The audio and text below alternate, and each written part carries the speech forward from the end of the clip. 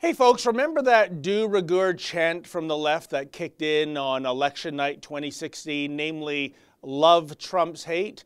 Well, don't know about you, but I'm not feeling a whole lot of love from the left these days, and one of the biggest targets for really nasty, really vile ad hominem attacks these days is Sarah Huckabee Sanders. This woman has been mercilessly attacked for her weight, her looks, her choice of wardrobe, and even for the sound of her voice. How immature can you get?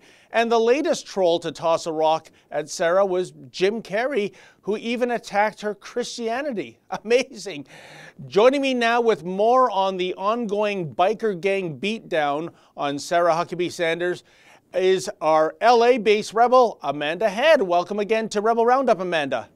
Thanks for having me. Always a pleasure, my friend. Now, Amanda, there seems to be a real disconnect here for me. How many times have we heard from the left that a person should not be judged on their skin color or their faith or their sex, but when there is a conservative that they want to go after, those provisos get tossed right out the window. How do you make sense of such blatant hypocrisy?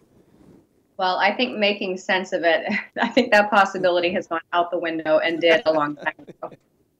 But you know, this seems to be the status quo for Hollywood now. They use any criticism of anyone within the Trump administration as an excuse to, in often very petty and immature and superficial ways, attack them. And as you said, Sarah Sanders is no exception. Jim Carrey apparently disagrees with what she does for a living. In the tweet, he said something about, you know, this is a woman who makes it her mission to lie for, I don't think he mentioned Trump, but we know who he's talking about. And then he posted this grotesque portrait of her.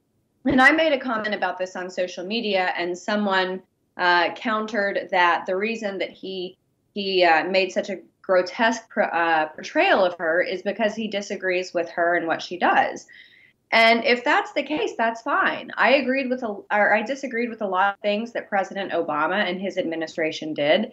But when you make attacks on people's appearance and you make superficial criticisms about them, you muddy the waters and you atrophy your own skills and your own intellectual value to the conversation.